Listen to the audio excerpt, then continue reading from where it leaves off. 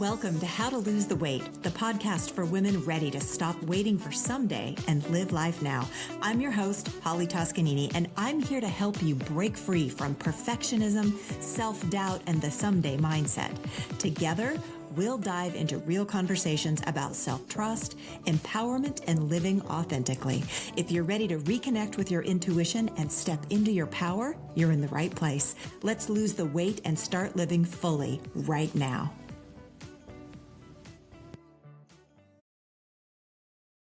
I want to start with a scenario, and I want you to notice what happens in your body when I describe it. You're facing a decision. It doesn't have to be enormous. It could be about your career, a relationship, your health, or how you spend your free time. You have a sense of what you really want to do. It's quiet, but it's there. And then almost automatically, you start making the calls. Not literally, of course, but in your head. You're running a kind of internal consultation process. What would my partner think? What does my doctor say? What did that podcast mention? What would my mother say if she knew? What do the people I respect think about this kind of choice? And by the time you finished consulting, your original instinct has either been overruled, diluted, or buried under so many other people's frameworks that you genuinely can't tell anymore what you actually wanted. Now, that's not a decision-making process that's going to work. But it is what happens when you've handed the authority to decide what's best for you over to everybody but yourself. So today we're going to talk about what it actually means to outsource your authority, who you're handing it to, why it happens, and how to start taking it back, one honest check-in at a time. Welcome back to How to Lose the Weight. I'm Holly Toscanini, and this episode is the first in a new series I'm calling The W.A.I.T Framework. That's W.A.I.T. 12 weeks of going deeper into the specific patterns that keep midlife women stuck and what it actually looks like to move through them. We're starting with the W in WAIT, witness. Before you can change a pattern, you have to be able to see it clearly. Not judge it, not fix it, just see it. That's what this first group of podcast episodes is designed to help you do. And today's pattern is one of the most invisible, most automatic, and most consequential ones I see in the women I work with. And it's this habit of outsourcing our authority. By the end of the episode, you're going to have a name for what's been happening, a clearer picture of who's been in your head when you make decisions, and one very practical thing you can do this week to start changing that. Ready? Let's get started. I want to define what I mean by authority because I'm not using it the way it usually gets used. I'm not talking about authority as in power over other people. I mean authority as in authorship, the capacity to be the primary author of your very own decisions, to have your own read on a situation carry real weight in how you respond to it. When you outsource that, you're not making your own decisions. You're crowdsourcing them. And the result is a life that's been shaped more by what other people are thinking, other people are recommending, expecting, and what they model than by what you actually know about yourself. Now, outsourcing your authority doesn't feel like weakness when you're doing it. It feels like being thorough, like being responsible, like not being arrogant enough to think you have all the answers all the time. For a lot of women, it feels like the humble, careful, grown-up thing to do. And to be clear, consulting people you trust, gathering information, seeking expertise, none of that is the problem. The problem is when the consultation replaces your own knowing rather than informing it. When you can't make a move until you've gotten enough outside confirmation, right? When your instinct doesn't count until someone else has validated it. That's the pattern. And for many high-achieving, emotionally intelligent women, it runs so deep and so automatically that it genuinely doesn't feel like a pattern. It just feels like how you make decisions. But here's where it came from. And I want to be quick about this because this isn't a history lesson. It's a recognition exercise so we can witness what's happening. See, most women were raised in environments that rewarded deference, not just being agreeable in a surface way, but genuinely calibrating themselves to what the adults, the institutions, the cultural systems around them approved of. You learned early that having your own strong read on things and acting on it without checking in, it could create some friction. Maybe make you seem a little difficult or cost you approval. So you learn to check. You learn to check first with your parents, then your teachers, then your partners, then all the experts, and then the internet, and then, well, wellness culture, which has its very own elaborate set of authorities you're supposed to consult before trusting your body or yourself. And eventually, the checking became so habitual that it started happening before you'd even finished having your original thought. Now, it's not a character flaw, but it is a learned pattern. And learned patterns, once you can see them clearly, can be changed. I want to give you a practical frame for this because abstract just isn't useful in this case. So here's what I've come to understand about how most women actually make decisions. We don't decide alone. We consult. And over the years, we have assembled what I think of as a sort of inner council, a group of voices, influencers, and figures whose opinions have been given a sort of a standing seat in our decision-making process. Now, some of these voices are people we love, and some are experts we respect. Others are cultural systems we've absorbed so gradually we don't even notice them. And some of them, if we're being honest, are voices we never consciously invited. They just showed up one day and never left. But here's the thing I really want you to hear. The reason most of us keep consulting these voices isn't just habit. It's because somewhere along the way, they became our permission givers. The people and systems we need to hear yes from before we feel safe trusting ourselves to move. That's the pattern we're going to name today.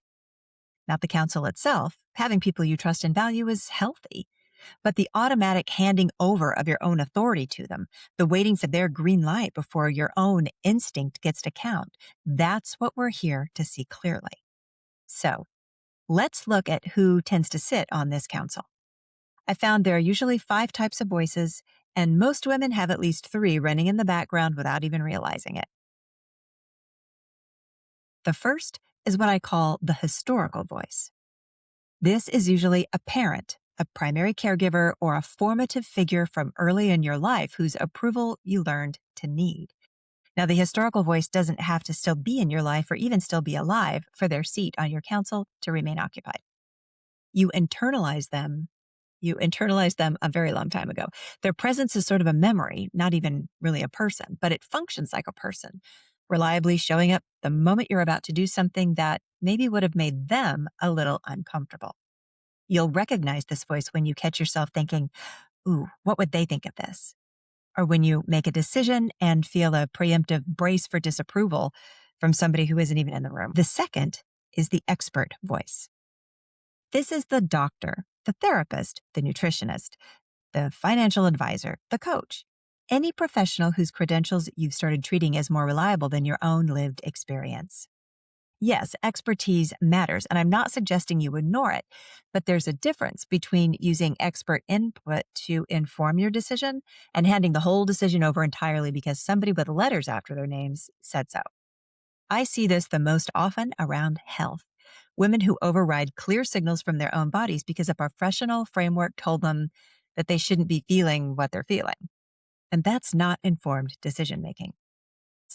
Outsourced authority in a lab coat. The third is the social voice. And this is the peer group, the community, the women like us voice. In midlife, this one gets particularly loud because midlife comes with a whole set of unspoken norms about how you're supposed to be aging, what you're supposed to want, what a woman who has it all together is supposed to look like at this age. The social voice doesn't belong to any one person. It's usually a collective pressure you feel without always being able to point where it comes from or who's creating it. But it absolutely has a seat at the table too. The fourth is the cultural voice. Patriarchy, diet culture, hustle culture, wellness culture. These are large-scale systems with very specific ideas about how you should be managing your body, your time, your ambition, and your desires.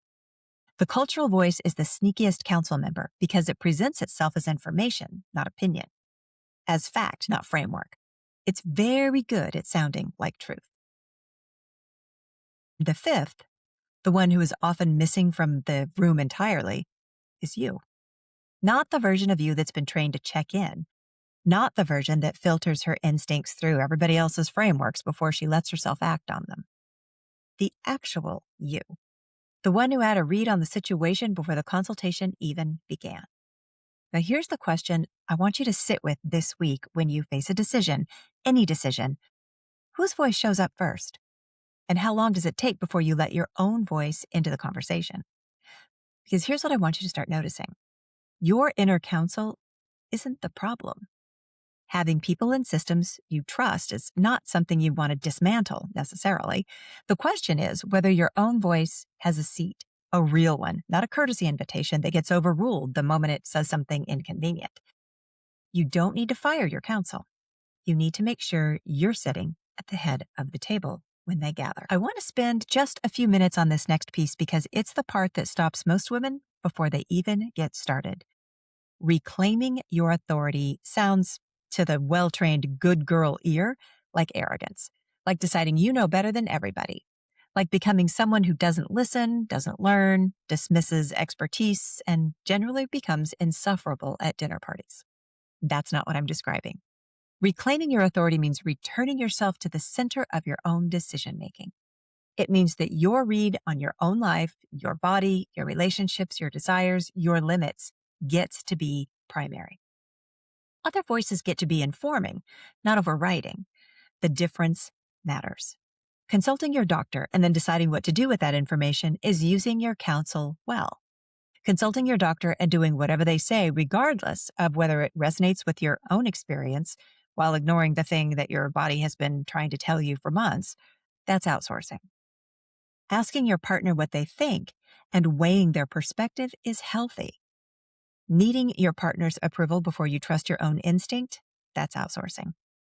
Reading, researching, seeking out perspectives, all of that is wonderful. Using all of that to avoid having to take a position of your own is outsourcing. The goal is not to stop listening to other people. The goal is to stop treating your own knowledge as the least reliable voice in the room. Because here's the thing. You have data other people don't have. You have decades of information about your own patterns, your own responses, your own body, your own history. You have the most granular, most long-term, most context-rich data set about your own life that exists anywhere. And most of you have been treating it as the least credible source. That's what changes when you reclaim your authority. Not that you stop listening, that you start counting yourself as a primary source of information and the ultimate authority. So here's what I'd love for you to take away from this episode. You're not confused about your life because you lack intelligence or insight. You are very likely confused because you've been running your decisions through a consultation process that systematically underweights the one voice with the most relevant information, your own. The first step in the weight method is witness, and what you're witnessing this week is specifically this. Who's actually in the room when you make decisions? Who are your permission givers? And where, honestly, are you in that lineup? Where are you at the table? Your one practice this week, when you face any decision, big or small, maybe just pause, right? Pause before you start that consultation. Ask yourself, what do I actually think about this?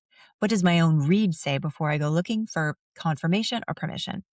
And you don't have to act on it. You just have to notice it exists because you can't reclaim a seat at the head of your own table if you don't realize you've given it away. Now, if you want to go deeper on this, if you want a structured way to identify which specific patterns or archetypes are running your waiting cycle right now, I want to invite you to take the free Unwaiting Audit. It's a short assessment that's going to tell you exactly where you are in the WAIT framework, where you're currently stuck, and give you a personalized direction for what to focus on next. It takes just a few minutes and it's genuinely useful, not just a quiz with a generic result at the end. You can find the link in the show notes or in the description below the video. Thank you for being here. The start of this series is going to be important and exciting. It's the framework, friends, not the dramatic overhaul, not the thunderbolt of clarity, but the honest, patient practice of learning to see your own patterns clearly enough to change them. Remember, there's nothing left to wait for. And next week, we're going to go one level deeper because here's what I notice happens after women start to see the permission-giving pattern. A lot of them go looking for more information about it. More research, more reading, more podcasts, more protocols. And that feels productive. I mean, it feels like progress, but sometimes it's just the waiting cycle in a, nicer outfit. Now, the next episode is called The Research Loop: Why More Information is Just a Form of Stalling. And we're going to name the specific pattern of information hoarding for what it actually is: a very sophisticated form of avoidance. If you've ever thought, I just need a little more clarity before I can move, this one is for you. I'll see you then. Until next time, bye for now. Thank you for tuning in to How to Lose the Weight. If you enjoyed today's episode, be sure to subscribe so you never miss a conversation. And if you found value in this episode, I'd love it if you could leave a review. It really helps the show reach more women like you who are ready to step into their power. For more insights and inspiration, follow me on Instagram at Holly Toscanini or visit hollytoscanini.com. Until next time, remember, stop waiting and start living.